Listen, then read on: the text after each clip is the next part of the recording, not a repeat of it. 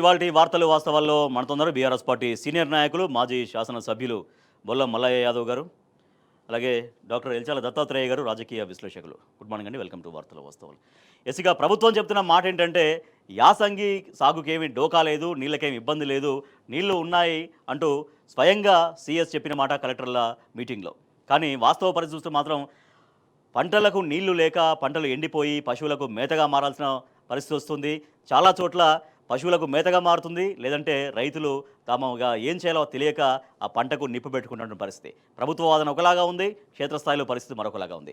Yes Mallayya Yadav garu, so ప్రభుత్వం చెప్పే మాట నీళ్లు ఉన్నాయి, మరి నీళ్లు ఉన్నాక పంటలు ఎందుకు ఎండుతున్నాయి? నీళ్ళు ఇచ్చే ప్రణాళిక లేదా, చిత్తశుద్ధి లేదా, ఏంటి కారణం? నిమ్మకు నీరెత్తినట్టు ఉండాల్సినంత అవసరం ఏమొచ్చింది ప్రభుత్వానికి కానీ, ప్రభుత్వ అధికారులకు కానీ, ఇరిగేషన్ డిపార్ట్మెంట్కి కానీ? రిజర్వాయర్లో నీళ్లు ఉన్నాయని చెప్పి ఏ రకంగానైతే చెప్తున్నారో చెప్తుంటే ఒకవైపు పంటలు ఎండిపోతున్నాయనే విషయాన్ని ఎప్పటికప్పుడు పేపర్ల ద్వారా, టీవీల ద్వారా తెలుస్తూనే ఉంది. అధికారులు కూడా చెప్తూనే ఉన్నారు. ఒకవైపు నీళ్లు ఇవ్వడానికి అనేక రకమైన ఇబ్బందులు ఉన్నాయని చెప్పి చెప్తా ఉన్నారు. మరి ఇక్కడ నీళ్లు ఉన్నప్పుడు ఒకవైపు పంటలు ఎండిపోతున్నాయన్న రైతులు చెప్తుంటే, రైతులు చెప్పడానికంటే ముందే అధికారుల దగ్గర నుంచి సమీక్ష చేసి ఆ రిజర్వాయర్లలో కానీ, చెరువులలో కానీ, డ్యాములలో కానీ నీళ్లుంచి పంటలకు అందుతున్నాయా లేదా, వేసిన పంటలు బతుకుతున్నాయా లేదా, బతకడానికి కావాల్సిన నీళ్లు ఇవ్వాల్సిన బాధ్యత మన మీద ఉందనే విషయాన్ని ఎందుకు విస్మరిస్తుంది ప్రభుత్వం?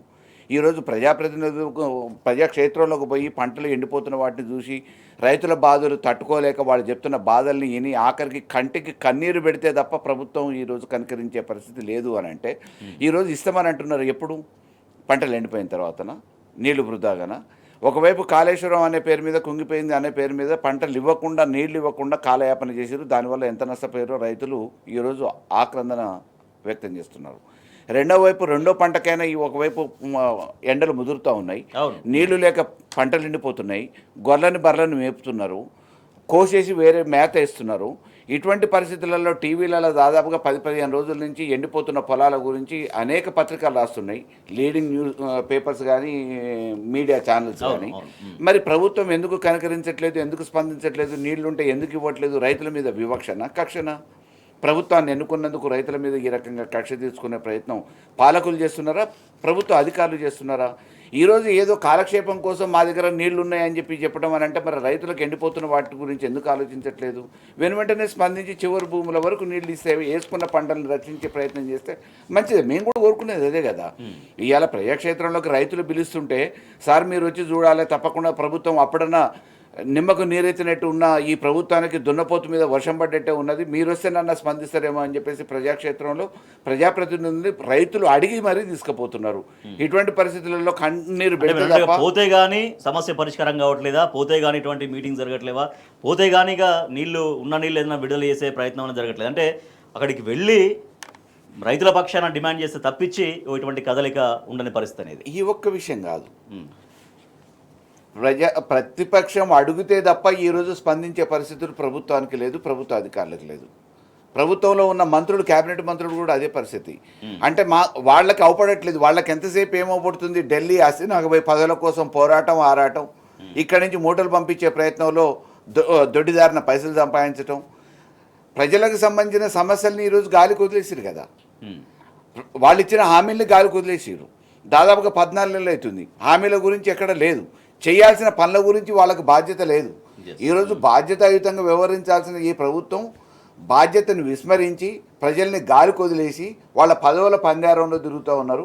అవినీతి కుమ్ములాటలు మామూలుగా వాళ్ళ ప్రభుత్వాన్ని నడిపించుకునే ప్రయత్నం చేస్తున్నారు. ఇది దురదృష్టకరం. ఇప్పటికైనా నిజంగా సిఎస్ గారు చెప్పినట్టు కలెక్టర్లకు ఆదేశాలు ఇచ్చి, అధికారులకు ఆదేశాలు ఇచ్చి, ప్రభుత్వం అధికారులని, కింది స్థాయి నీటిపారుదల శాఖ అధికారులని అప్రమత్తం చేసి పంటలు రక్షించడానికి, రైతును కాపాడడానికి ప్రయత్నం చేస్తే అంతకంటే భాగ్యం ఇంకోటి. Right, okay. దత్తాత్రేయ గారు, రైతులు ఎంత అసహనానికి గురైతే ఈ రకంగా పశువులు మేయించుకోవాలి, తర్వాత చాలా చోట్ల కాలబెట్టుకున్న పరిస్థితి అంటే, ప్రభుత్వం నుంచి ఒక వాదన ఉండి క్షేత్రస్థాయిలో ఈ రకంగా వాదన ఉంటే ఎక్కడ మరి గ్యాప్ ఎక్కడ వస్తుంది? అంటే అధికారులు ప్రాపర్గా వ్యవహరించట్లేరా, ప్రణాళిక లేకపోవడమా, రైతుల్ని ఎందుకు ఈ రకంగా ఎండబెట్టడం, ఫైనల్గా రైతులు ఆత్మహత్యలు చేసుకుంటున్నటువంటి దుస్థితి కూడా మనకు కనిపిస్తుంది.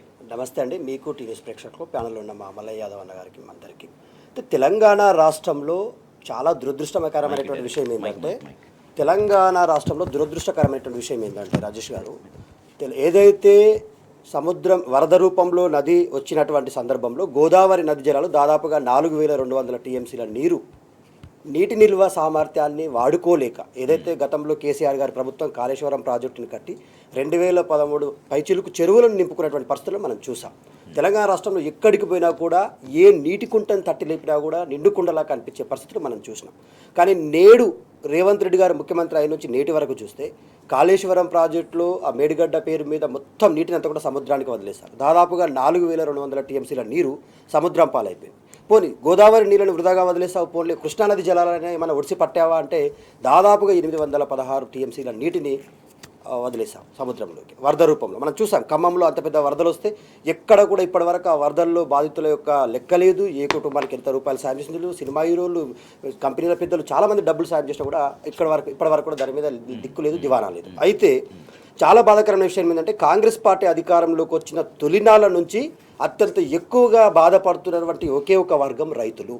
ఇవాళ రైతులకు రుణమాఫీ విషయంలో కోతలు విధించడం, రైతు బంధు విషయంలో కోతలు విధించడం. ఇవాళ రైతులకు కేసీఆర్ గారు చాలా ప్రతిష్టాత్మకంగా రైతు చనిపోతే రైతు కుటుంబానికి 5 లక్షల బీమా ఇస్తే ఆ బీమా ప్రీమియం యొక్క డబ్బులను కూడా చెల్లించకుండా ఇవాళ రైతులను ఏడిపిస్తున్నటువంటి కాంగ్రెస్ ప్రభుత్వం, రేవంత్ రెడ్డి ప్రభుత్వం. ఇవాళ ఈ నీటి కష్టాలకు కారణం ఎవరు?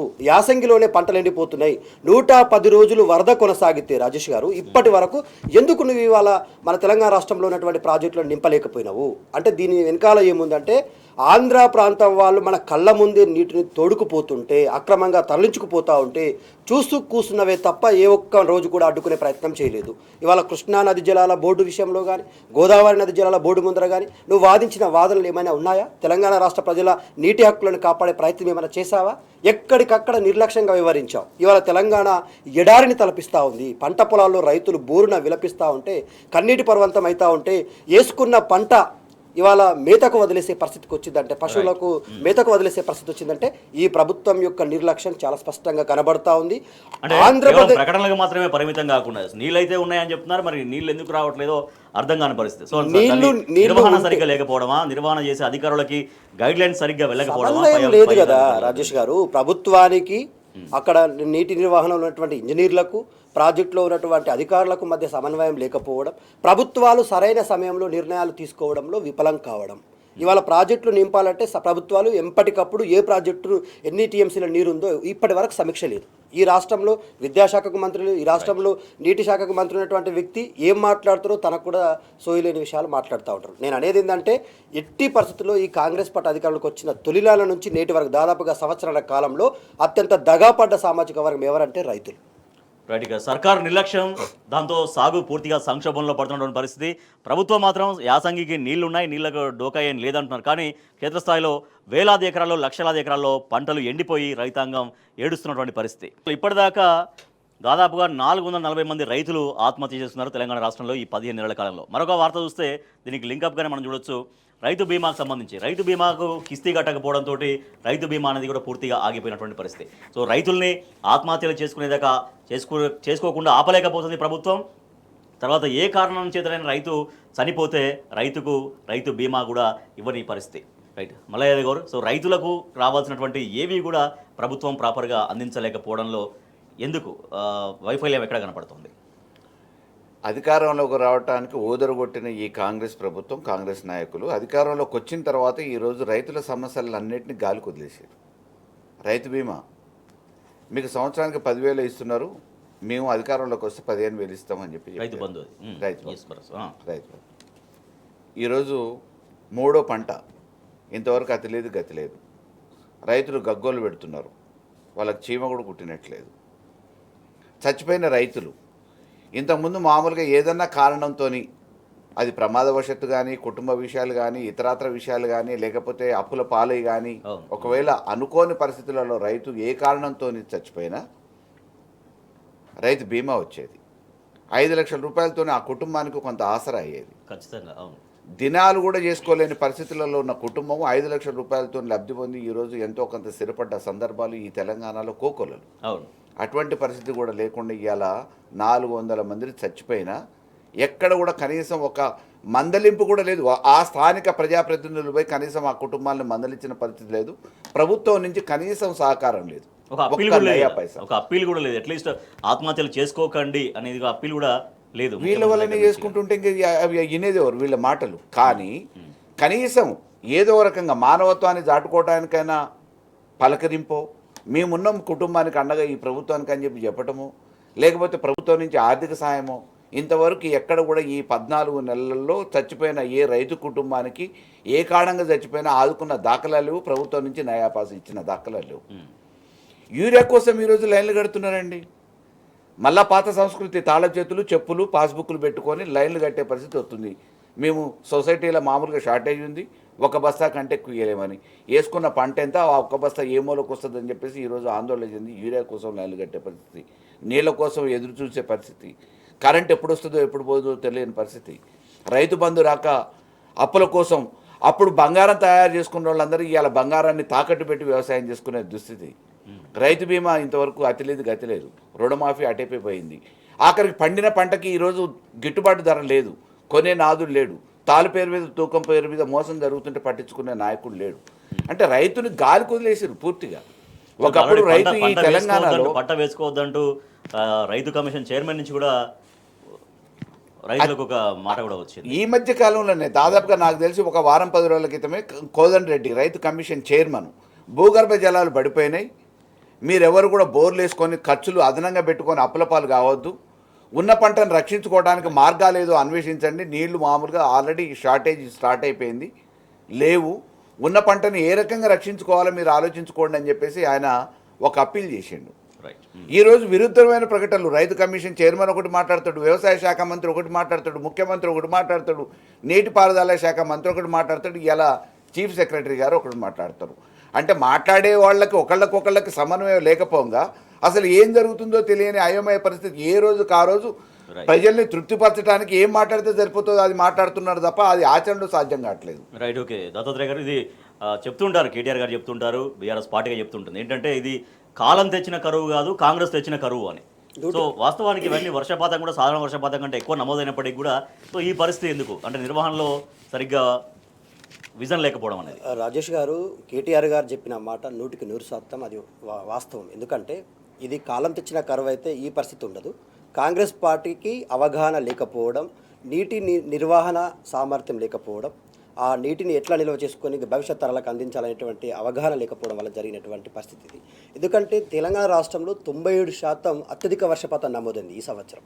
గత సంవత్సరం అక్టోబర్ 25 నాటికి, అంటే ఈ సంవత్సరం అక్టోబర్ 25 నాటికి దాదాపుగా 217 టీఎంసీల పూర్తి నీటి మట్టం సామర్థ్యం ఉన్నటువంటి శ్రీశైలాన్ని నింపుకునేటువంటి పరిస్థితిలో ఉంటే ప్రస్తుత నీటి సామర్థ్యం కేవలం 72 టీఎంసీలో ఉంది శ్రీశైలంలో. అంటే అర్థం చేసుకోండి ఆంధ్రప్రదేశ్ రాష్ట్రం ఏ విధంగా దోచుకుపోతుందో నీటి, దాన్ని ఆపే పరిస్థితి లేదు, ఉన్న నీటిని సకాలంలో వాడుకునే పరిస్థితి లేదు. ఇవాళ తెలంగాణ రాష్ట్రంలో ఉన్నటువంటి ఈ దుర్భరమైనటువంటి పరిస్థితి వల్ల తెలంగాణ రాష్ట్రం త్వరలోనే రైతుల యొక్క ఆకలి కేకలు ఏ విధంగా అయితే చూస్తూ ఉన్నామో, రైతుల యొక్క ఆవేదనలు చూస్తూ ఉన్నాం. ఇప్పటికి దాదాపుగా 444 మంది రైతులు ఆత్మహత్యలు చేసుకున్నారు ఈ కాంగ్రెస్ ప్రభుత్వం అధికారంలోకి వచ్చిన తర్వాత. వీరి ఫెయిల్యూర్ నిర్వాహకం వల్ల తెలంగాణ రాష్ట్రంలో ఉమ్మడి నీటి పంపకాలలో పోలిస్తే 1010 అంటే 1010 నీటి సామర్థ్యాన్ని మనం 2 రాష్ట్రాలు పంచుకోవాల్సి ఉండే వర్షాకాలంలో ఉన్నటువంటి అందుబాటులో ఉన్న నీటి సామర్థ్యాన్ని. సో ఏపీ తాత్కాలిక పంపకాల దృష్టిలో 666 టీఎంసీల నీటిని వాళ్ళ వాటాగా పోతే మన తెలంగాణ రాష్ట్రానికి వచ్చినటువంటి నీటి పంపకాల వాటాలో 340 టీఎంసీలు ఉండే. సో ప్రస్తుతం అక్రమంగా 280 టీఎంసీల అక్రమ నీరుని వాళ్ళు తరలించుకుపోయారు. చూస్తూ కూర్చున్నారు అంతే. ఇప్పుడు తెలంగాణ రాష్ట్రానికి అందుబాటులో ఉన్నది కేవలం 124 టీఎంసీల నీరు మాత్రమే రాజేష్ గారు. ఆ 124 టీఎంసీలో వీళ్ళ నిర్వహణ చక్కగా లేకపోవడం వల్ల శ్రీశైలంలో ప్లస్ నాగార్జునసాగర్లో 2 కలిపి మనకు అందుబాటులోకి వచ్చేది కేవలం 64 టీఎంసీలు ఇప్పుడు అందుబాటులో ఉంది. ఇప్పుడు ఈ యాసంగి పంటకు ఎక్కడ సరిపోతుందా నీటి సామర్థ్యం? అంటే ఇది ఎవరి ఫెయిల్యూర్? ఇది కాంగ్రెస్ పార్టీ ఆ ఏపీ ప్రభుత్వం దోచుకుపోతా ఉన్నా కూడా చూస్తూ కూర్చున్నదే తప్ప ఎక్కడ అడ్డుకునే ప్రయత్నం చేయలేదు. కాబట్టే కేటీఆర్ గారు చాలా స్పష్టంగా అన్నారు, ఏమన్నారు, ఇది కాలం తెచ్చిన కరువు కాదు, కాంగ్రెస్ తెచ్చిన కరువు.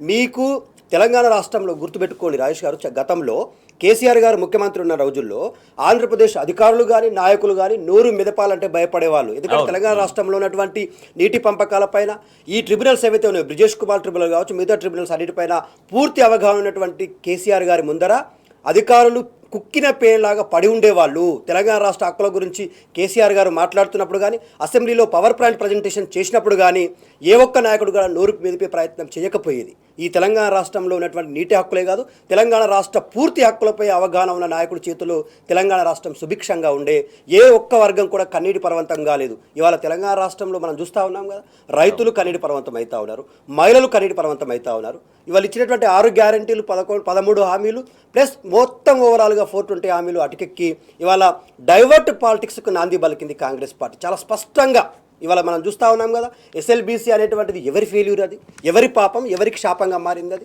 ఇవాళ కాంగ్రెస్ పార్టీ హయాంలో ప్రారంభమైన ఎస్ఎల్బీసీ వైఎస్ రాజశేఖర రెడ్డి నుంచి మొదలుకుంటే నేటి రేవంత్ రెడ్డి వరకు కాంగ్రెస్ పార్టీ వల్ల నీటి కష్టాలు, ప్రాజెక్టుల కూల్చివేతలు, ఎక్కడ ప్రాజెక్టులు కడదామన్నా కూడా శిలాఫలకాలకు పరిమితమైన ఆ శిలాఫలకాలు ఉత్సవమూర్తులుగా మిగిలినాయి తప్ప ఏ ఒక్క ప్రాజెక్టు తెలంగాణలో పూర్తిగా లేదు. ఫైనల్గా రైతులు నష్టపోతున్నారు, రైతులు ఇబ్బందులు పడుతున్నారు, పంట పండించుకోలేక చివరికి ఇట్లా ఆత్మహత్యలు చేసుకునే పరిస్థితి వస్తుంది. రాజేష్ గారు ఒకటే విషయం చెప్తాను నేను, ఎందుకంటే కేసీఆర్ గారి సమయంలో తెలంగాణ రాష్ట్రంలో ఉన్నటువంటి పాత ప్రాజెక్టులు ఏవైతే కాంగ్రెస్ పార్టీ ప్రారంభించి మధ్యలో వదిలేసిన ప్రాజెక్టులను పూర్తి స్థాయిలో రికార్డు సమయంలో పూర్తి చేయడంతో పాటు కొత్త ప్రాజెక్టులుగా ఇవాళ మన కాళేశ్వరం ప్రాజెక్టు కావచ్చు, పాలమూరు తిరుపతుల ప్రాజెక్టు కావచ్చు, పూర్తి స్థాయిలో రికార్డు సమయంలో 90% ఆఫ్ ద వర్క్స్ పూర్తి చేస్తే ఇవాళ రేవంత్ రెడ్డి గారు అవగాహన లేక ఏది పడితే అది నోటికి వస్తే మాట్లాడుతున్నారు. నీటి పంపకాల మీద అవగాహన లేదు, కోర్టు తీర్పుల మీద పంపకాల మీద అవగాహన లేదు, నీకు అసలు ప్రాజెక్టులో ఉన్నటువంటి నీటి నిల్వ సామర్థ్యం మీద అవగాహన లేదు. ఏది పడితే అది నోటికి మాట్లాడేస్తూ ఇవాళ అబాసు పాలు చేస్తా ఉన్నాడు తెలంగాణ రాష్ట్రాన్ని మిగతా రాష్ట్రాల ముందర. రైట్, ఓకే, మళ్ళీ యాదవ్ గారు. సో ఇట్లా మళ్ళీ పరిస్థితులు మళ్ళీ ఒకనాటి సమైక్య రాష్ట్రంలో వచ్చిన పరిస్థితులు వస్తున్నాయి, మళ్ళీ తెలంగాణ దుబాయ్ వాట పడుతుందంటూ సరే మళ్ళీ గల్ఫ్ దేశాలకు వలసల తెలంగాణ వెళ్ళాల్సి వస్తుంది, గ్రామీణం పూర్తిగా దెబ్బతిన్నది అనే పరిస్థితి. మీకు గ్రామాలలో ఆల్రెడీ బోర్లు ఎండిపోయి మంచినీళ్ళకు కూడా కటకట అవుతున్నది. హైదరాబాద్లో ట్యాంకర్లు తిరుగుతూ ఉన్నాయి ఇవాళ రోడ్ల మీద. అవును, హైదరాబాద్లో గ్రౌండ్ వాటర్ పడిపోయిన తర్వాత అపార్ట్మెంట్లలో కానీ, బస్సులలో కానీ, మంచి కాలనీలలో కానీ వాటర్ లేక ఈరోజు వాటర్ ట్యాంకర్ల మీద ఆధారపడే పరిస్థితి. బిగినింగ్ ఆఫ్ మార్చ్ ఇంకా ఏప్రిల్, మే అత్యంత క్లిష్టమైన పరిస్థితిని, గడ్డు పరిస్థితిని ఎదుర్కోవాల్సిన పరిస్థితి ఇప్పుడిప్పుడే మొదలైంది. అసలు పండగ ముందుంది. దీనికి ఏ రకంగా అనేది ఇంతవరకు ఒక అవగాహన లేదు, వాళ్ళకు ఒక రూట్ మ్యాప్ లేదు. ఒకవైపు రైతులు దాదాపుగా ఇంకో 3-4 తళ్ళు అయితే అయిపోతుంది, 3-4 తళ్ళ లోపల ఏ రకంగా పంటను రక్షించుకోవాలనే ఆలోచన రైతులు ఆవేదన వ్యక్తం చేస్తున్నారు. దాని మీద ఇంతవరకు ఎటువంటి ఆలోచన ప్రభుత్వానికి లేదు. కానీ రోజువారీగా తాగే నీళ్ళకు కూడా ఇబ్బంది పడే పరిస్థితి గ్రామాలలో కూడా మొదలైంది, పట్టణాలలో కూడా మొదలైంది. మళ్ళీ పాత కాలం నాటి ప్లాస్టిక్ బిందెలు తీసుకొని ధర్నాలకు, రోడ్ల మీద కూర్చున్న కాడికో వాటర్ ట్యాంకర్లు ఎప్పుడు వస్తాయని చెప్పేసి ఎదురు చూసిన పరిస్థితితో ఈరోజు మళ్ళీ దాపురించింది. కాబట్టి ఈరోజు ఏ వర్గాన్ని, అటు రైతు వర్గాన్నే కాదు ఏ వర్గాన్ని కూడా కాపాడే పరిస్థితి ఎందుకు లేదు అని అంటే, అవగాహన లేని అవినీతి పరులైన ఇటువంటి నాయకుల్ని తీసుకొచ్చుకొని ఒక్క ఓటు వేయటం మూలాన ఏం జరిగింది, తెలంగాణ ఎంత ఎనికిపోతుంది అనేది ఈరోజు ప్రజలు చర్చించుకుంటున్నారు, సామాన్యులు చర్చించుకుంటున్నారు.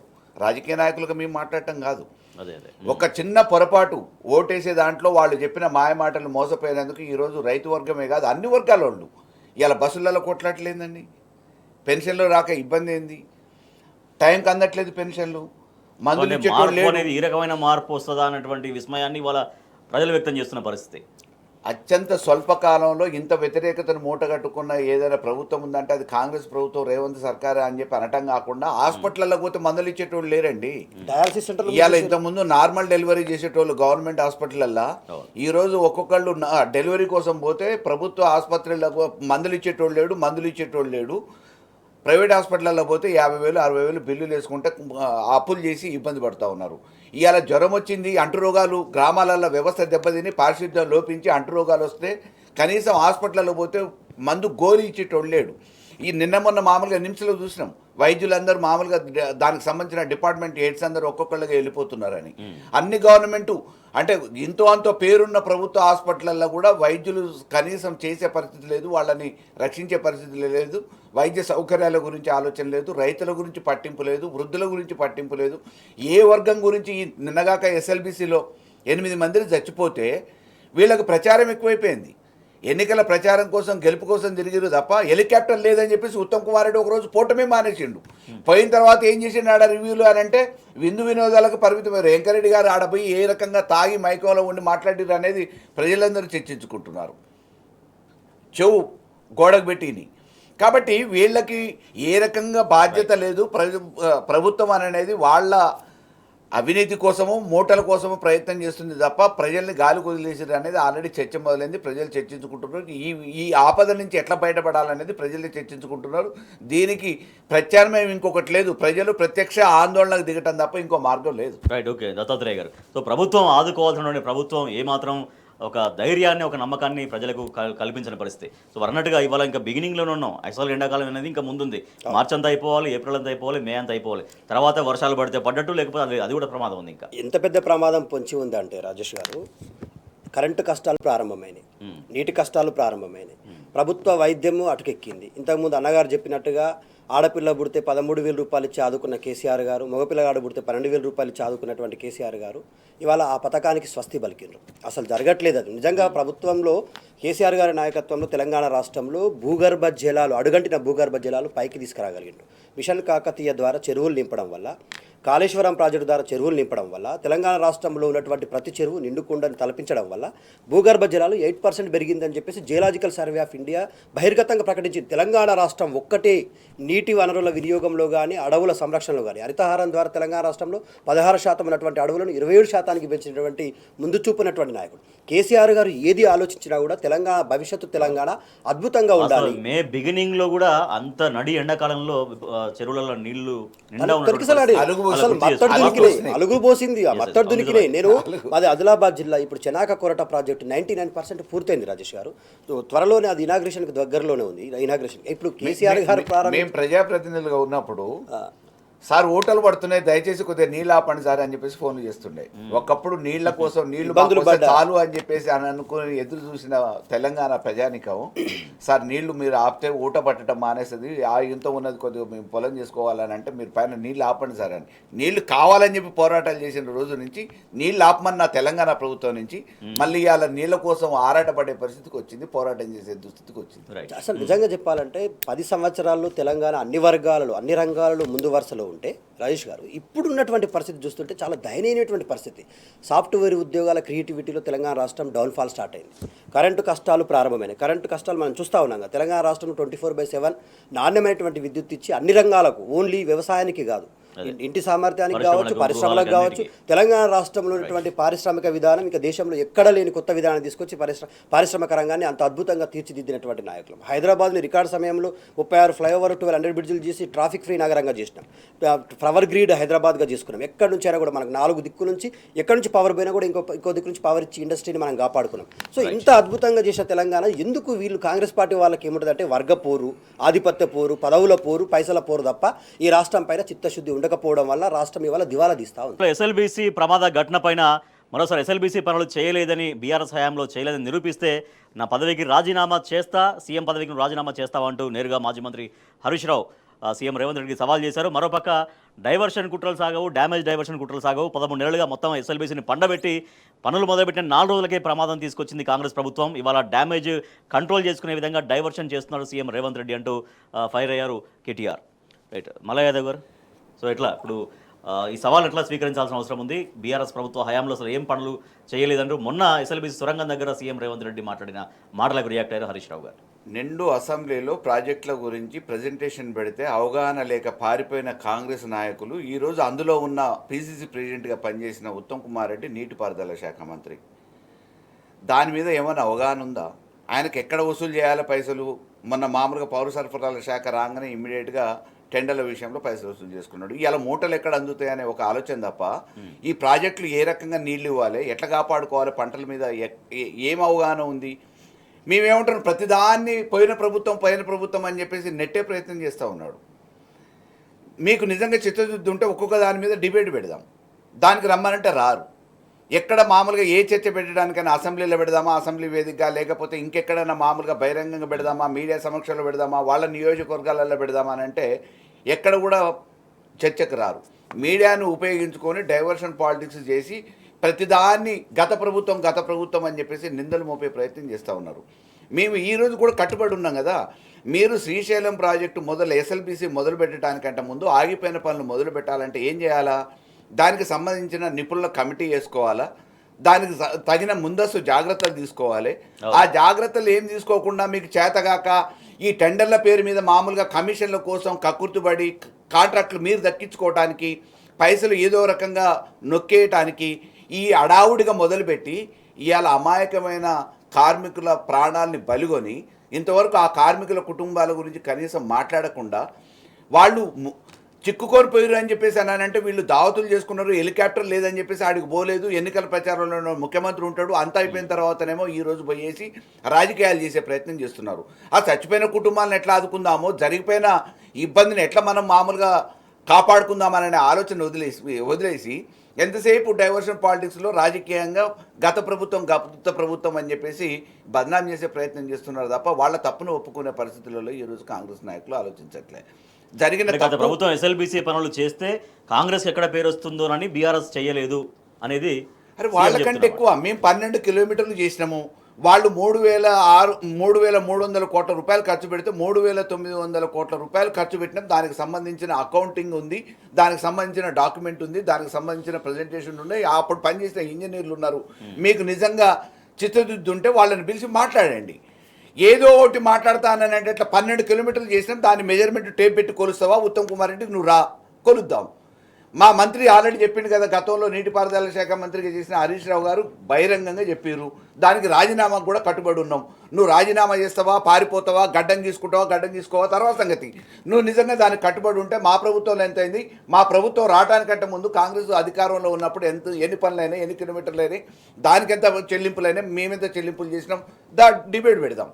ఇప్పటికీ కూడా గతం అని చెప్పేసి గత ప్రభుత్వం మీద నిందలు మోపే ప్రయత్నం చేస్తున్నారు. మీ చేతగాంతనంతో, మీ దద్దమతనంతో, మీ అసమర్థతతో ఈరోజు పనులు చేతగాక గత ప్రభుత్వం అని చెప్పేసి నిందారోపణలు చేసే ప్రయత్నం ఇప్పటికైనా మానుకోవాలని చెప్పేసి మేము చెప్తున్నాం. దత్తాత్రేయ గారు, కాంగ్రెస్ అనేది కరోనా వైరస్ కంటే డేంజరస్ వైరస్ అనేది కేటీఆర్ ఇచ్చినటువంటి స్టేట్మెంట్. సో నిజానికి అది ఎట్లా అంటే ఎందుకు ఆ స్థాయిలో కరోనా వైరస్ అనేటువంటిది ఏ ఆర్గాన్స్ని దెబ్బతీస్తుందో మనకు ముందే తెలుస్తుంది కాబట్టి దాని నుంచి మనం రక్షణ పొందొచ్చు. కానీ కాంగ్రెస్ పార్టీ ఏ వర్గాన్ని ఎప్పుడు ఏ విధంగా ఇబ్బంది పెడుతుందో, ఏ రంగం ఎప్పుడు దివాలా తీస్తుందో ఇటు మనకు క్లియర్గా కనిపిస్తూ ఉంది కదా. ఇవాళ ఎస్ఎల్బీసీ పేరు మీద తెలంగాణ రాష్ట్రంలో డైవర్ట్ పాలిటిక్స్కి నాంది పలికి ఇప్పటి వరకు ఆ ఎస్ఎల్బీసీలో జరిగిన సంఘటనపై ప్రతిపక్షాలుగా కేటీఆర్ గారు, హరీష్ రావు గారు మాట్లాడిన తర్వాత వెళ్ళి అక్కడ దశదిన కర్మ జరిపినట్టుగా వేయొచ్చిండే తప్ప అక్కడ ఉన్నటువంటి కార్మికుల ప్రాణాలపైన కానీ, అక్కడ జరిగినటువంటి సంఘటనపైన కానీ ఇంత కూడా ఎక్కడ కూడా ఆయన సహనాన్ని వ్యక్తపరిచినట్టుగా కనిపించట్లేదు. ఎందుకంటే కాంగ్రెస్ పార్టీ నిర్లక్ష్యం వల్ల జరిగిన సంఘటన ఇది.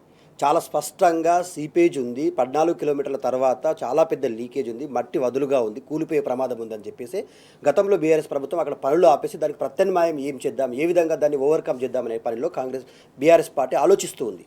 కానీ వేగంగా పనులు ప్రారంభించేసి కేసీఆర్ గారు అమెరికా నుంచి తెప్పించినటువంటి ఆ మిషన్స్ తోటి తొందరగా పనులు పూర్తి చేపించేస్తే నాకు పేరు వస్తుంది అనేటువంటి ఒక దురుద్దేశంతో ఇవాళ ఒంటెద్దు పోకడలకు పోయి ఆ పనులు ప్రారంభించడం వల్ల ఇవాళ 8 మంది కార్మికుల ప్రాణాలను కాంగ్రెస్ పార్టీ బలి తీసుకుందన్న విషయం చాలా స్పష్టంగా అర్థమవుతుంది రాజేష్ గారు.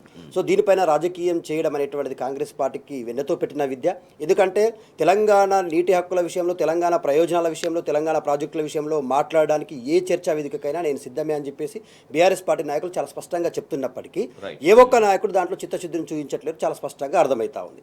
అసెంబ్లీ సాక్షిగా కేసీఆర్ గారు చాలా స్పష్టంగా చెప్పిండ్రు, అది తలకు మించిన భారంగా మారుతున్న పనికి మాలిన ప్రాజెక్ట్ అది. దానివల్ల తెలంగాణ ప్రజల దృష్టిని డైవర్ట్ చేయడం కోసం తీసుకున్న ప్రాజెక్టే తప్ప దశాబ్దాల తరబడి దాని మీద ఎన్ని డబ్బులు ఖర్చు పెట్టా కూడా అది ఎప్పుడు పూర్తవుతుందో ఎప్పుడు పూర్తి కాదో చెప్పలేని పరిస్థితి తెలంగాణ. ఎందుకంటే జియోగ్రాఫికల్గా దాన్ని భూమి యొక్క గ్రావిటీకి వ్యతిరేకంగా తవ్వుతూ వెళ్ళాలి. మనం నేరుగా డ్రిల్లింగ్ చేస్తేనేమో మనకు తెలిసిపోతుంది. ఇంకోటి ఏంటంటే ఫారెస్ట్ డిపార్ట్మెంట్ దానికి పర్మిషన్స్ ఇవ్వాలి. టైగర్ రిజర్వాయర్ ఉండడం వల్ల అక్కడ బయటకు వచ్చి తవ్వకాలు చేయలేని పరిస్థితి. కాబట్టి ఇవన్నీ ఆటంకాల వల్ల దాన్ని ఓవర్కమ్ చేయలేకపోతున్నామని చెప్పి చాలా స్పష్టంగా చెప్పింది.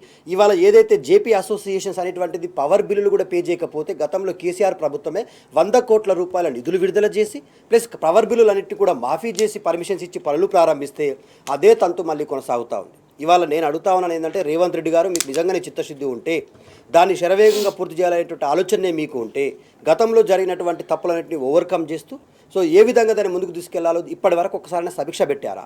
నా కళల ప్రాజెక్ట్ అని చెప్పి కళలు కంటున్నటువంటి ఏదైతే కోమటిరెడ్డి వెంకటరెడ్డి గారు ఇంతకుముందు అన్నగారు చెప్పినట్టుగా విలాసాలకు విదేశీ పర్యటనలకు పోవడం తప్ప ఈ ప్రాజెక్టు పైన ఏ రోజైనా సమీక్ష నిర్వహించావా? ఈ పనుల పైన ఏ రోజైనా సొరంగంలోకి వెళ్ళి ఎంతవరకు పనులు పూర్తయ్యో చూసావా? కేవలం ఇవాళ సంఘటన జరగడం వల్ల ఇది ఇంత పెద్ద ఎత్తున చర్చకు వచ్చింది. కానీ కాంగ్రెస్ పార్టీ నిర్లక్ష్యం వల్ల జరిగినటువంటి ఈ వ్యవహారం ఇది. ఎందుకంటే ఈ కాంగ్రెస్ పార్టీ ప్రారంభించింది 2005లో వైఎస్ రాజశేఖర రెడ్డి గారి సమయంలో. ఇవాళ కేసీఆర్ గారు కూడా దాదాపుగా రికార్డు సమయంలో ఎస్ఎల్బీసీ అంటే పనులు జరిగినట్టే జరుగుతుంటాయి, కానీ వెళ్ళాల్సినటువంటి వరద తీసుకుపోవాల్సినటువంటి అదంతా కూడా ఏపీకి తరలించకపోయే ప్రక్రియ మరొక పక్క సాగుతూనే ఉంటుంది. పెద్ద మనుషుల ఒప్పందం ప్రకారం తెలంగాణ రాష్ట్రానికి రావాల్సిన నీటి వాటాలో కాంగ్రెస్ పార్టీ చాలా ప్లానుడుగా గతంలో ఆంధ్రప్రదేశ్ రాష్ట్రానికి చెందిన వాళ్ళే ఉమ్మడి ఆంధ్రప్రదేశ్ చెందిన రాష్ట్రానికి చెందిన వాళ్ళే ముఖ్యమంత్రులుగా ఉన్నారు. తెలంగాణ ప్రాంత ప్రజలు ఎవరు నీటి హక్కుల గురించి ప్రశ్నించారు రాజేష్ గారు? ఎవరైనా ప్రశ్నిస్తే వాళ్ళని బర్తరఫ్ చేయడము, మంత్రి పదవులు పీకేయడము, లేకపోతే పార్టీ నుంచి సస్పెండ్ చేయడము జరిగింది తెలంగాణ రాష్ట్రంలో కాంగ్రెస్ పార్టీ వ్యవహారం నాడు. సో నేడు కేసీఆర్ గారు ముఖ్యమంత్రి అయిన తర్వాత తెలంగాణ రాష్ట్రంలో ఉన్న నీటి హక్కులపై కుండబద్దలు కొడుతూ ఏది వాస్తవం ఏది అవాస్తవం, ఏ ప్రాజెక్టుకు ఎక్కడ ఒప్పందాలు జరిగినాయి, ఏది నిర్లక్ష్యం జరిగింది, ఏ తీర్పులు ఏ విధంగా వచ్చినటువంటిది చాలా స్పష్టంగా ముందు పెట్టి మాట్లాడుతున్నాడు. కాబట్టి ఇవాళ ఈ స్థాయిలో తెలంగాణ రాష్ట్రంలో ప్రాజెక్టు పూర్తి చేసుకోగలిగినాం. ఆ ఎస్ఎల్బిసి ప్రాజెక్టును కూడా దాదాపుగా రికార్డు సమయంలో 11.48 మీటర్ల వర్క్ని పూర్తి చేసినాం. చాలా జాగ్రత్తగా ఇంజనీర్ల సలహాలు తీసుకుంటూ ఏ ఒక్క ప్రమాదం జరగకుండా. కానీ కాంగ్రెస్ పార్టీ రావడంతో తెలంగాణ రాష్ట్రంలో సుంకిశాల కూరిపోతుంది, తెలంగాణ రాష్ట్రంలో ఎస్ఎల్బిసి ప్రమాదం జరుగుతుంది, తెలంగాణ రాష్ట్రంలో మన ఖమ్మంలో వచ్చే వరదల వల్ల నష్టం జరుగుతుంది. ఏ ఒక్కటైనా కూడా ఇవాళ హైదరాబాద్లో హైడ్రా పేరు మీద కూల్చివేతలు, అంటే మీ పంతా కూల్చివేతలు అయితే కేసీఆర్ గారి ప్రభుత్వంలో నిర్మాణాలు జరిగినాయి. తెలంగాణ రాష్ట్రంలో ఎక్కడ కూడా ప్రమాదాలు జరగకుండా తెలంగాణ రాష్ట్రాన్ని కంటికి రెప్పలా కాపాడుకుంది. Right, okay. Mallaiah Yadav garu, so ఎస్ఎల్బీసీలో సవాళ్ళు ఎట్లా ఉంటాయి, ఆ టెక్నాలజీ పనితీరు ఇవన్నీ కూడా గతంలో ముఖ్యమంత్రిగా కేసీఆర్ గారు అసెంబ్లీలో వివరించారు ఎస్ఎల్బీసీ ఎంత సవాళ్లతో కూడుకొని ఉందని. సో అటువంటి ప్రాజెక్టును మళ్ళీ చేపట్టాలంటే అన్ని రకాల మెజర్మెంట్స్ తీసుకోవాలి, జాగ్రత్తలు తీసుకోవాలి. కేవలం ఏదో తొందరగా చేసేద్దాం, స్పీడ్గా చేసామని రికార్డు కోసమే ఈ రకంగా చేస్తే 8 మంది ప్రాణాలు పాపం వాళ్ళు కుటుంబానికి దూరమైనటువంటి పరిస్థితి. రికార్డు కోసమో గొప్పల కోసమో చేస్తే బాగుంటుందనే ఉద్దేశంతోనో కాదు వాళ్ళు చిత్తశుద్ధితో చేసింది. ఆ కాంట్రాక్టులు వాళ్ళు పొందటానికి, ఆ కాంట్రాక్ట్లలో వచ్చే కమిషన్ల కోసం అడావుడిగా మొదలుపెట్టారు. దానికి ముందస్తు జాగ్రత్తలు ఏం తీసుకోలేదు, ప్రికాషన్ మెజర్మెంట్స్ ఏం తీసుకోలేదు, దానికి సంబంధించిన ఎక్స్పర్ట్స్ని అక్కడ డిప్యూట్ చేయలేదు. మనకు మామూలుగా కాంట్రాక్ట్ల పేరు మీద డబ్బులు కమిషన్లు తీసుకోవడానికి ఉపయోగపడుతుంది అనే ఉద్దేశంతో వాడుకునే ప్రాజెక్టుగా వాడుకున్నారు. అందుకోసం ముందస్తు జాగ్రత్త వైఫల్యం వల్లనే ఈరోజు మామూలుగా ఆ భారీ నష్టం జరిగింది. ఆ నష్టాన్ని పూడ్చడం అనేది వీళ్ళెవరు తరం కూడా కాదు.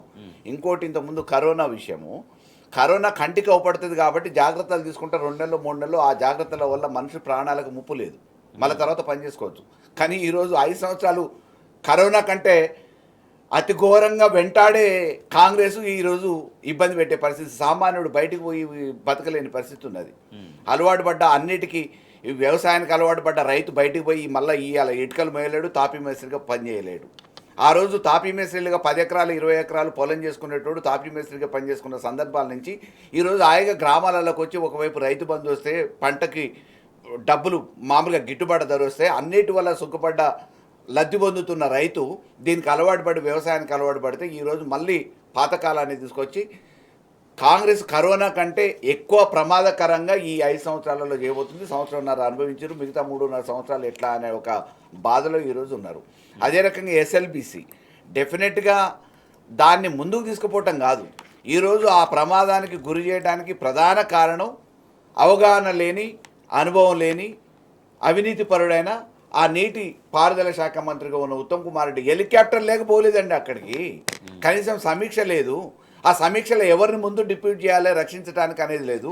కనీసం ఇప్పటికి 9 రోజులు 10 రోజులు అవుతున్నా కానీ అల్ల ఉన్న శవాల్ని బయటికి తీయట్లే, ఇంతవరకు అధికారికంగా ప్రకటన చేయట్లే, కుటుంబాలని ఏం చెప్పాలో సమాధానం చెప్పట్లే. ఆఖరికి జూపల్లి కృష్ణారావు చెప్తాడు, ఇక ఒకవేళ బతుకుతే అది దైవ కృపే, అద్భుతమే, ఈ పాటికి ఎప్పుడో పోయి ఉంటారని. మరి అది 1-2 రోజులుగా ఆ మాట మాట్లాడారు. నిజంగా సరే ఇన్ని రోజులు గడిచిన తర్వాత అంటే వేరే అర్థం చేసుకోవచ్చు, కానీ ప్రమాదం జరిగిన 1-2 రోజులుకే మీరు అన్నట్టుగా చేతులు ఎత్తేసినప్పుడు దానికి సంబంధించిన జాగ్రత్తలు తీసుకొని బాడీస్ని అయితే తీయాలి, అదే కుటుంబాలు గొప్ప చెప్పాలి, ఆ కుటుంబాలని మామూలుగా ఏ రకంగా కాంపెన్సేట్ చేస్తామనేది ఓదార్చే ప్రయత్నం చేయాలి, ప్రభుత్వం ఆదుకునే ప్రయత్నం చేయాలి. ఇవాళ మందలిచ్చేటోళ్ళు లేరు ఆడ, ప్రతిపక్ష నాయకులు పోతే కనీసం ఆ కుటుంబాలను కలవనియట్లే, ఆడ మంత్రుండి కనీసం మామూలుగా కలిసే పరిస్థితి లేదు. ఎవరి కోసం ఉన్నారు వీళ్ళు? అటు ప్రజల కోసము లేరు, ప్రజాప్రతినిధుల కోసము లేరు, వాళ్ళ మామూలుగా కమిషన్ల కోసం ఇటువంటి ప్రాజెక్టులు తీసుకుంటున్నారు. అవగాహన లేక పోయిన ప్రభుత్వం అని చెప్పేసి నిందలు వేసే ప్రయత్నం చేస్తున్నారు. తెలంగాణని నిట్టనిలు ముంచే ప్రయత్నం ఈరోజు కాంగ్రెస్ నాయకులు చేస్తున్నారు. దీన్ని రక్షించుకోవడం ఎట్లా అనేది తెలంగాణ ప్రజానికం ఆలోచించాల్సిన అవసరం, సమయం ఆసనమైంది. రెడ్డిగా ఖజానా నింపుకునేందుకు ప్రభుత్వం ఎల్ఆర్ఎస్ విషయంలో ఒక వింత వైఖరి అవలంబిస్తోంది. ముందే ఎల్ఆర్ఎస్ కడితే తర్వాత అది అక్రమము లేదంటే ఎల్ఆర్ఎస్కు అర్హత లేదు అని తెలిస్తే అప్పుడు కట్టిన దాంట్లో 90% వాపస్ ఇచ్చేస్తారని ఒక వింత వైఖరిని తెరపైకి తీసుకొస్తుంది. అసలు ఎల్ఆర్ఎస్ మేము ఫ్రీగా చేస్తామనేది కాంగ్రెస్ పార్టీ ఎన్నికల ప్రచారంలో ఇచ్చినటువంటి ప్రధానమైన హామీ. ఆ హామీని పూర్తిగా పక్కన పెట్టిన పరిస్థితి. రైట్, మల్లయ్య యాదవ్ గారు, మళ్ళీ ఎల్ఆర్ఎస్ పైన డిపెండ్ అయ్యి ఆదాయాన్ని పెంచుకునేందుకు ఈ రకమైనటువంటి ఒక వింత వైఖరి. ముందంతా కట్టిన తర్వాత అది కరెక్ట్గా లేదు అని తెలిస్తే అప్పుడు మళ్ళీ 90% వెనక్కి ఇస్తారంట.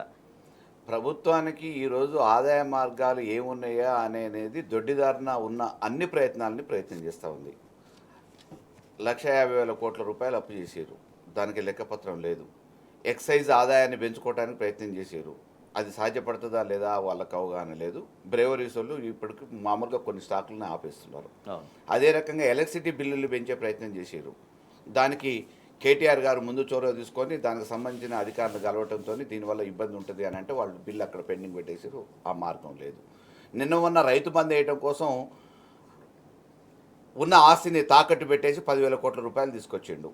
ఆ పైసలు ఎటుపోయినాయో తెలియదు, కాంట్రాక్టర్ల కమిషన్ల కోసం పోయినాయి.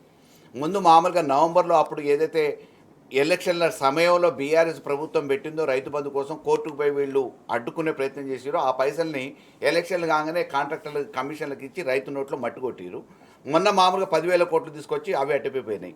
ఈరోజు ఎల్ఆర్ఎస్ అనేది ఎత్తుకొని ఎల్ఆర్ఎస్ రూపంలో ప్రజల నుంచి ముందైతే పైసలు వసూలు చేసి దండుకుందాం అనే ఒక ఆలోచన చేసి ఆ ప్రయత్నంలో ఇది సక్రమమా అక్రమమా అనేది అవగాహన లేకుండా నిన్న మొన్నటి వరకు ఏమన్నారు, రైతు బంద్ వేయాలని అంటే వీళ్ళు రాళ్ళు రప్పలు ఉన్న వాటిని మేము పరిశీలించిన తర్వాతనే చేస్తాం, దానికి సబ్ కమిటీ అనే పేరు మీద బట్టి సబ్ కమిటీ చైర్మన్ అని చెప్పేసి కాలయాపన చేసారు. ఇంతవరకు దాని మీద అతి లేదు, గతి లేదు, ఒక రూపం లేదు, ఒక ఆధారం లేదు. ఇవాళ మామూలుగా 31వ తారీఖు వరకు వేస్తా అని అన్నారు, దాని గురించి ఇంతవరకు రైతులకు వేసింది లేదు. మళ్ళీ ఇలా ఎల్ఆర్ఎస్ అని చెప్పి తీసుకుంటున్నాం. ఏదో రకంగా అటు బ్యాంకులలో పుట్టిన కాడ పైసలు తీసుకొద్దాం, అప్పులు పుట్టిన కాడ అప్పుల పైసలు తీసుకొద్దాం. ఇవన్నీ ఎక్కడ సాధ్యపడకపోతే ప్రజల నెత్తిన కుచ్చుటోపి పెట్టి ఎల్ఆర్ఎస్ పేరు మీద పైసలు ఇది కూడా మనం చూస్తున్నాం. 400 ఎకరాల టీజీఐసీ భూముల వేలానికి ప్రభుత్వం నిర్ణయం అనేది అదే అప్పులు పుట్టట్లేదు కాబట్టి అప్పులు తీసుకొచ్చే కాడికి మనం తీసుకొచ్చిండు. ఏది రైతు బంద్ చేస్తా అని చెప్పేసి 10,000 కోట్ల రూపాయలు అప్పులు తీసుకొచ్చిండు. దాంట్లో మామూలుగా నాకు తెలిసి ఆడ్లీ ఒక 500-600 కోట్ల రూపాయలు వేసి ఉండొచ్చు. గ్రామానికి పైలట్ ప్రాజెక్టు కింద మండలానికి ఒక గ్రామాన్ని పెట్టి అది రెవెన్యూ గ్రామం కూడా కాకుండా గ్రామ పంచాయతీకి వేసిండు. అది ఎకరం చొప్పున వేసిండు. 500-600 కోట్ల రూపాయలు అయితే అయ్యి ఉండొచ్చు. మిగతా ఎటుపోయినాయో కాంట్రాక్టర్ల కమిషన్లు ముడుపులు ఎటుపోయినాయో తెలియదు. ఇవాళ బహిరంగంగా 10%కు కమిషన్ల పేరు మీద పైసలు ఇస్తున్నారు అనేది బహిరంగ రహస్యం, సామాన్యుడికి కూడా అర్థమైపోయింది. అదే క్రమంలో మన మామూలుగా కోట్ల రూపాయలు 10,000 కోట్ల రూపాయలు తీసుకొచ్చిండు తనఖా పెట్టి, ఆస్తి పెట్టి. ఇలా ఆఖరికి వేలం వేయడానికి సిద్ధపడుతున్నారు. ఈ ప్రభుత్వంలో ఏ రకంగా అటు అవినీతి ఆస్కారం ఉన్న కాడ అవినీతి, అప్పుల ఆస్కారం ఉన్న కాడ అప్పులు, వేలం వేసే కాడ వేలం, ఏ రకంగానైనా ఈ తెలంగాణని ఆగమాగం చేసి జేబులు నింపుకునే ఒక ఆలోచన కాంగ్రెస్ ప్రభుత్వం, కాంగ్రెస్ నాయకులు చేస్తున్నారు. దానికి ఉన్న అన్ని మార్గాలను అన్వేషిస్తున్నారు. అప్పులు లేదంటే వేలాలు అవి మనం చూస్తున్నాం. దాంతోపాటు నిన్న కేంద్ర ప్రభుత్వం నివేదిక రిలీజ్ చేసింది. జీఎస్టీ వసూళ్ల వృద్ధికి సంబంధించి కేవలం 1% మాత్రమే ఫిబ్రవరి నాటికి వృద్ధి సాధించింది. అదే గతంలో బీఆర్ఎస్ ప్రభుత్వ హయాంలో అదే ఫిబ్రవరి అంటే అప్పుడు కాంగ్రెస్ ప్రభుత్వం ఏర్పడిన కొత్తలో అంతా బీఆర్ఎస్ ప్రభుత్వ హయాంలో కాబట్టి 18% వృద్ధి రేటు సాధిస్తే ఇవాళ కేవలం 1% మాత్రమే జీఎస్టీ వృద్ధి రేటును సాధించింది. తెలంగాణ రాష్ట్రం కాంగ్రెస్ పార్టీ వచ్చిన సంవత్సరాల కాలంలో తెలంగాణ రాష్ట్రం అన్ని రంగాలలో దివాలా తీస్తుందని మనం ముందే చెప్పుకున్నాం కదా రాజేష్ గారు. ఎందుకంటే ఇవాళ తెలంగాణ రాష్ట్రం ఏది ప్రకటించినా కూడా గతంలో ఆర్బీఐ ప్రకటించిన స్టాటిస్టికల్ డాటాలో కూడా తెలంగాణ రాష్ట్రం చాలా అద్భుతంగా అన్ని రంగాల్లో ముందుకు పోయిందని చెప్పారు. కానీ కాంగ్రెస్ పార్టీ అధికారంలోకి వచ్చిన తర్వాత మీరు చెప్పినట్టుగా ఇవాళ తెలంగాణ రాష్ట్రంలో పిచ్చి నిర్ణయాల వల్ల హైడ్రా అనేటువంటిది తీసుకోవడం వల్ల, హైడ్రా పేరు మీద హైదరాబాద్లో కూల్చివేతలు చేయడం వల్ల దాదాపుగా 16,000 మంది పేద వర్గాలు, ఎస్సీ ఎస్టీ బీసీ మైనార్టీ వర్గాలు గూడు లేని పక్షులుగా మారుతున్నారు. వద్దు నాయన ఆ ప్రాజెక్టును ఆపేయమని చెప్పేసి ప్రతిపక్షాలుగా బీఆర్ఎస్ పార్టీ కావచ్చు, ప్రజా సంఘాలుగా చాలామంది పోరాటం చేస్తున్నా కూడా ఒంటెద్దు పోకడలు పోతూ కూల్చివేతలకు నాంది పలికినాం. కూల్చివేతలు జరుగుతున్న ప్రాంతంలో ఎవరైనా పెట్టుబడులు పెట్టడానికి వస్తారా? ఇవాళ రియల్ ఎస్టేట్ వ్యాపారం దేశంలో ఎక్కడ లేని విధంగా తెలంగాణ రాష్ట్రంలో కేసీఆర్ హయాంలో అద్భుతంగా ఫ్లోరిష్ అయింది. ఇవాళ రేవంత్ రెడ్డి గారు రావడమే ఈ కూల్చేతల వల్ల రియల్ ఎస్టేట్ దమాలు అని పడిపోవడం వల్ల ఇవాళ ఎక్కడ జరుగుతుందంటే అభివృద్ధిలో మీరు చెప్పినటువంటి జీఎస్టీలో కావచ్చు, మిగతా రంగాల్లో ఎక్కడైనా కూడా అభివృద్ధి అనేటువంటిది అడుగంటి పోతూ ఉంది. కాబట్టి కాంగ్రెస్ పార్టీ నిర్ణయాలన్నీ కూడా పాత పద్ధతుల నిర్ణయాలు. ఇవాళ ఇప్పుడు ఏదైతే ఎల్ఆర్ఎస్ అనేటువంటిది తీసుకొస్తా ఉన్నారు. ఈ ఎల్ఆర్ఎస్ వల్ల పేద వర్గాలకు న్యాయం కానీ ఇప్పుడు వీళ్ళు చాలా పతిత మాటలు మాట్లాడినారు కదా, ఏమన్నారు, చెరువుల్లో ఉంటే మేము పర్మిషన్లు ఇవ్వము, బఫర్ జోన్లో ఉంటే పర్మిషన్ ఇవ్వము, ఇవన్నిటి కూడా మేము పర్మిషన్ లేకుండా కూల్చివేస్తాము, లేకపోతే పర్మిషన్లు రద్దు చేస్తామన్నారు కదా. మరి వాళ్ళ ఎల్ఆర్ఎస్ 90% అక్రమం అని తేలితే ఫీజులు కట్టించుకున్న తర్వాత 90% అమౌంట్ రిటర్న్ ఇస్తారట, 10% ప్రాసెసింగ్ వేల రూపంలో కట్ చేసుకుంటారట. ఇది ఎక్కడైనా ఏ దేశంలో ఏ రాష్ట్రంలో అయినా ఇలాంటి నిర్ణయాలు ఉంటాయా రాజేష్ గారు? అంటే దీని వెనకాల ఏముంది అంటే కేవలం ఆర్థికంగా ప్రజల నుంచి సొమ్ము చేసుకోవాలా. ఎల్ఆర్ఎస్ పేరు మీద తెలంగాణ రాష్ట్రంలో ఇప్పుడు మెసేజ్లు ఫోన్లు వస్తూ ఉన్నాయి. చాలామంది గ్రామీణ ప్రాంతాల్లో ఉన్నవారు, పట్టణాల్లో ఉన్నవారు, ఇక్కడ ఉన్నటువంటి ఆదిలాబాద్లో ఉన్నటువంటి చాలా ప్రాంతాల్లో ఫోన్లు చేసి ఎల్ఆర్ఎస్ కట్టాలి సార్, మీరు ఒక్కసారి గ్రామ పంచాయతీకి వచ్చిపోండి, ఒక్కసారి మున్సిపల్ ఆఫీస్కి వచ్చిపోండి అని చెప్పి పోయిన వెంటనే వాళ్ళని ఇక భయభ్రాంతులకు గురి చేస్తారు. యాక్చువల్లీ ఉచిత హామీ ఎల్ఆర్ఎస్ అనేది మేము ఉచితంగా కాంగ్రెస్ పార్టీ ఇచ్చిన ఉచిత హామీలు ఏవైనా నెరవేరినాయా రాజేష్ గారు? మీరు చెప్పండి, ఈ సంవత్సరాన్నర కాలంలో ఏదైనా ఒక ఉచిత హామీ నెరవేరిందా?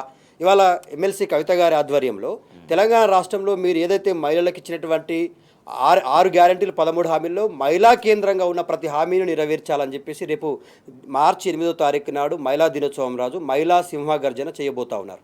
ఏమంటా ఉన్నారు? ఇవాళ 10,000 పోస్ట్ కార్డుల ఉద్యమానికి నాంది పలికినారు ఇవాళ కవితమ్మ గారు. ఎందుకంటే ఒంటరి మహిళలకు పెన్షన్లు ఆపేసినావు, వృద్ధులకు వికలాంగులకు పెన్షన్లు ఆపేసినావు, ఇవాళ ఏదైతే అంగన్వాడీ ఆశా వర్కర్ల జీతాలు పెంచుతా అన్నావు, కేసీఆర్ గారు పెంచిన జీతాలే వాళ్ళకి ఇప్పటికీ వస్తున్నాయి, నువ్వు ₹1 కూడా పెంచలేదు. దాంతోపాటు నర్సులు ఏఎన్ఎంలను రెగ్యులరైజ్ చేస్తానో చేయలేదు. కేసీఆర్ గారు దాదాపుగా 8,016 మంది నర్సు పోస్టులను డైరెక్ట్గా శరవేగంగా పూర్తి చేసిండు. 20 లక్షల మేము వడ్డీ లేని రుణాలు ఇస్తాం ప్రతి మహిళకు అని చెప్పినాం, అవి అట్టుకట్టిపోయినాయి.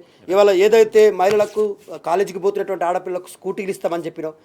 ఒంటరి మహిళలతో పాటు ప్రతి మహిళకు 18 సంవత్సరాలైన ప్రతి మహిళకు ₹2,500 ఇస్తా అన్నాం. సో ఈ అన్ని హామీలు ఎక్కడ పోయినాయి అని చెప్పేసి ఇవాళ కవితమ్మ గారి ఆధ్వర్యంలో పెద్ద ఎత్తున రాష్ట్ర ప్రభుత్వం మీద మహిళా శంకారావం పూరించబోతా ఉంది. వీటన్నింటికీ ఇవాళ రేవంత్ రెడ్డి ప్రభుత్వం సమాధానం చెప్పాల్సిన అవసరం ఉంది.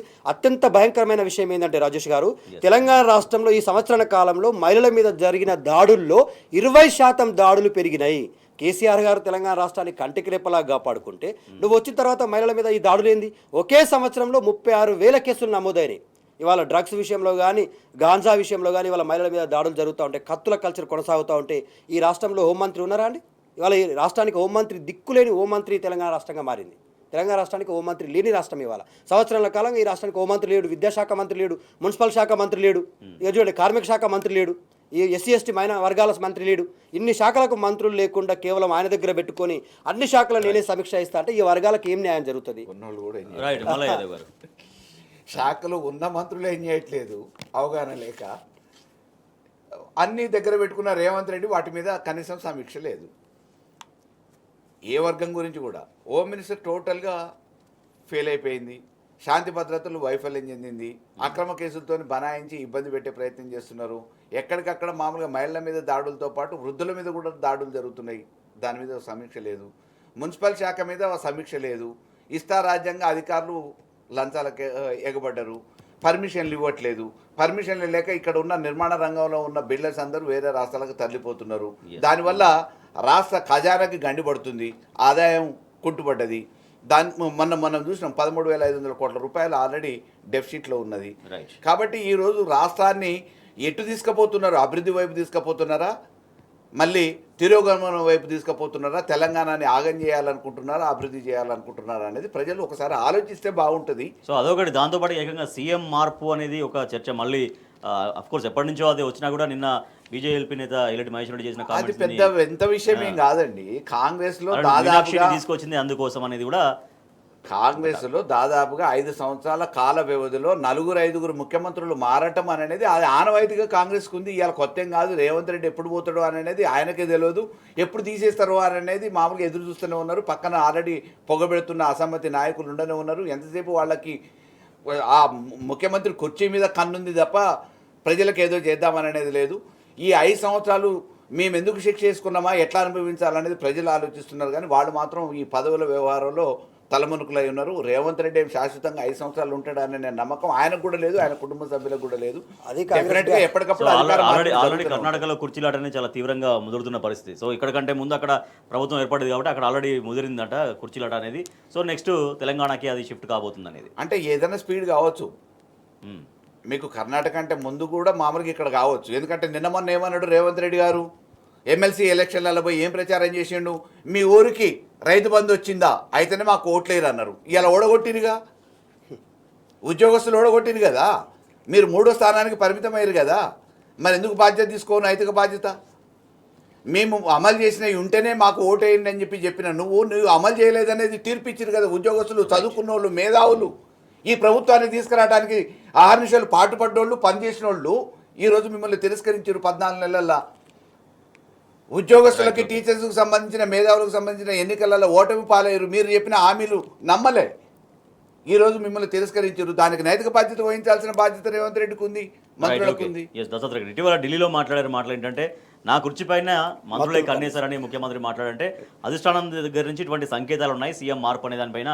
సో దానికి నిన్న మహేశ్వర్ చేసినటువంటి కామెంట్స్ కూడా దాన్ని కొంచెం స్ట్రెంగ్తన్ చేసి, కాంగ్రెస్ పార్టీ ఏ రాష్ట్రంలో అధికారంలో ఉన్నా ఖచ్చితంగా కుర్చీల కొట్లాట కొనసాగుతుంది. ఆధిపత్య పోరు ఉంటుంది, మంత్రుల మధ్యనే మంత్రులకు పోటీ ఉంటుంది, ముఖ్యమంత్రి కావాలనేటువంటి ఆరాటం ఎక్కువగా ఉంటుంది. ఇంకోటి ఏంటంటే, ఈ కాంగ్రెస్ పార్టీలో తెలంగాణ రాష్ట్రం యొక్క దురదృష్టం ఏంటంటే, ఆయన ఒరిజినల్ కాంగ్రెస్ పార్టీ ముఖ్యమంత్రి కాదు, వేరే అరువు తీసుకొచ్చినటువంటి నాయకుడు. ఆ నాయకుడు ఎప్పుడు ఉంటాడో ఎప్పుడు పోతాడో తెలియదు. కాబట్టి మిగతా ఒరిజినల్ కాంగ్రెస్ పార్టీ నాయకులు అయినటువంటి వాళ్ళు చాలామంది ఏంద్రా నాయన తంతే బూరిలో బుట్టలబడ్డ ఈ నాయకుడు. మీరు చూసారా రాజేష్ గారు పాపం ఎంత దురదృష్టకరమైన, రేవంత్ రెడ్డి గారు ఎంత బాధపడుతున్నారు. మీనాక్షి నటరాజన్ గారు ఏ ఒక్క రోజు పాపం ఆయన పేరు చెప్పలేకపోతుంది, ఆయన పేరు తడబడతా ఉంది. కేంద్ర మంత్రి రాజ్నాథ్ సింగ్ గారు ఆయన పేరు చెప్పలేకపోతున్నారు. సినిమా హీరో అల్లు అర్జున్ గారు ఆయన పేరు మర్చిపోతా ఉన్నారు. ఈ తెలంగాణ రాష్ట్రానికి ముఖ్యమంత్రి ఎవరు అంటే ఎవరెవరి పేర్లో చెప్తా ఉన్నారు తప్ప ఉన్న ముఖ్యమంత్రిని మర్చిపోయే పరిస్థితి ఉంది. తెలంగాణ ప్రజలు కూడా రేవంత్ రెడ్డిని మర్చిపోయే రోజులు దగ్గరలోనే ఉన్నాయి. ఎందుకంటే ఆయన ముఖ్యమంత్రి అయిన నుంచి ఇప్పటి వరకు కేసీఆర్ గారు ప్రవేశపెట్టిన స్కీములన్నిటి కూడా బంద్ చేస్తూ ఉన్నాడు. ఎందుకంటే మహిళలకు అత్యంత ప్రీతిప్రాయమైనటువంటి కేసీఆర్ కిట్టు బంద్ చేయడం, రైతులకు అత్యంత ఆదుకున్నటువంటి రైతు బీమా బంద్ చేయడం, ఇవన్నీ తెలంగాణ ప్రజలు చూడరండి. తెలంగాణ ప్రజలను ఎంత ఇబ్బంది పెడుతున్నారంటే, తెలంగాణ ప్రజలను ఇంత ఇబ్బంది పెట్టిన నాయకుని ఎవ్వరు చూడలేదు. ఇవాళ మహిళలు చాలా ఆవేశంగా ఉన్నారు. 2500 రూపాయలు ఎప్పుడు ఇస్తామని ఆయన అంటా ఉన్నారు. ఇవాళ అంగన్వాడీ ఆశా వర్కర్లు వాళ్ళ మా జీతాలు ఎప్పుడు పెంచుతామని అడుగుతూ ఉన్నారు. ఒంటరి మహిళలు మాకు ఎప్పుడు పెన్షన్ ఇస్తామంటా ఉన్నారు. వృద్ధులు, వికలాంగులు మా పెన్షన్ ఎప్పుడు ఇస్తామంటున్నారు. ఆడపిల్లలు మాకు స్కూటర్లు ఎప్పుడు ఇస్తామంటున్నారు. పెళ్ళైన ఆడపిల్లలు తులం బంగారం ఎప్పుడు ఇస్తావు మిస్టర్ రేవంత్ రెడ్డి అంటా ఉన్నారు. ఇవాళ మహిళల మీద దాడులు జరుగుతూ ఉంటే వాటి మీద సమీక్షలు లేదు. తెలంగాణ రాష్ట్రంలో మహిళలు నిర్లక్ష్యమైన, రైతులు నిర్లక్ష్యమైన, నిరుద్యోగులు నిర్లక్ష్యమైన. అన్నగారు చెప్పినట్టుగా పట్టభద్రుల ఎన్నికల్లో కాంగ్రెస్ పార్టీ ఓడిపోతూ ఉంది. ఇవాళ ఉపాధ్యాయ ఎన్నికల్లో ఓడిపోయింది అంటే దాని అర్థం ఏంటంటే, రేవంత్ రెడ్డి గారు అధికారంలో ఉండి కూడా తన స్థానిక ఎమ్మెల్సీ స్థానాలను గెలిపించుకోలేకపోతా ఉన్నాడంటే is a failure chief minister అని చెప్పి. చివరిగా మల్లయాదేవి గారు, సో కవిత గారు నిన్న ఒక పోస్ట్ కార్డు ఉద్యమాన్ని ప్రారంభించారు.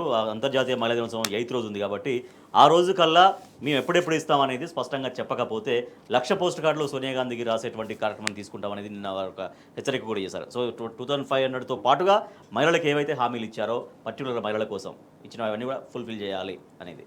తెలంగాణ రాష్ట్ర సాధనలో ఉద్యమకారిణిగా కవితక్క గారు చేసిన పోరాటం ఎప్పుడు కూడా మర్చిపోలేదు. కాబట్టి ఈరోజు జరుగుతున్న అన్యాయం పట్ల, ప్రజల పట్ల, మహిళల పట్ల ఒక ప్రేక్షక పాత్ర వహించడం కాకుండా ఈ రక్షించుకోవటానికి చేయాల్సిన బాధ్యతను విస్మరించకుండా ఈరోజు పోస్ట్ కార్డు ఉద్యమమే కాదు, అన్ని విషయాలలో జోక్యం చేసుకుంటున్నారు. అయినా నిమ్మకు నీరెత్తినట్టు ఈ ప్రభుత్వం ఉంది. పోరాటం చేయడానికి తప్పకుండా వాళ్ళేదో చేయలేదని చెప్పేసి మేము వాళ్ళని పడవటమే మానేయరు. డెఫినెట్గా ఎద్దును పొడిస్తే ముల్లుగార పట్టుకొని ఏ రకంగానైతే మామూలుగా ముందుకు పోతుంటుందో, ఈ మొద్దు నిద్రపోతున్న కాంగ్రెస్ ప్రభుత్వాన్ని కదిలియటానికి కేటీఆర్ గారు, హరీష్ రావు గారు, కవితక్క గారు ఎప్పటికప్పుడు వాళ్ళ ప్రయత్నాలు వాళ్ళు చేస్తూనే ఉన్నారు. అదే రకంగా కార్యకర్తలు, నాయకులు నియోజకవర్గాలలో, మండల కేంద్రాలలో అన్ని కార్యక్రమాలు చేస్తూనే ఉన్నారు. నిద్రపోతున్న ఈ ప్రభుత్వాన్ని మేల్కొల్పుకునే ప్రయత్నం, ప్రజల్ని కాపాడుకునే ప్రయత్నం బీఆర్ఎస్ పార్టీ పక్షాన మేము ఎప్పటికప్పుడు చేస్తూనే ఉంటాం. కవితక్క గారు తప్పకుండా మళ్ళీ పాత జాగృతిని ఏ రకంగానైతే చేసి తెలంగాణను సాధించే దాంట్లో కీలక పాత్ర వహించారో, ఈ తెలంగాణ మహిళా లోకాన్ని రక్షించుకునే ప్రయత్నంలో కూడా అదే రకంగా ముందుకు పోతారు. Right, thank you so much Bolla Mallaiah Yadav garu. Thank you so much doctor Elchala Dattatreya garu. ఇది వాటి వార్తలు వాస్తవాలు. చూస్తూనే ఉండండి టీ న్యూస్.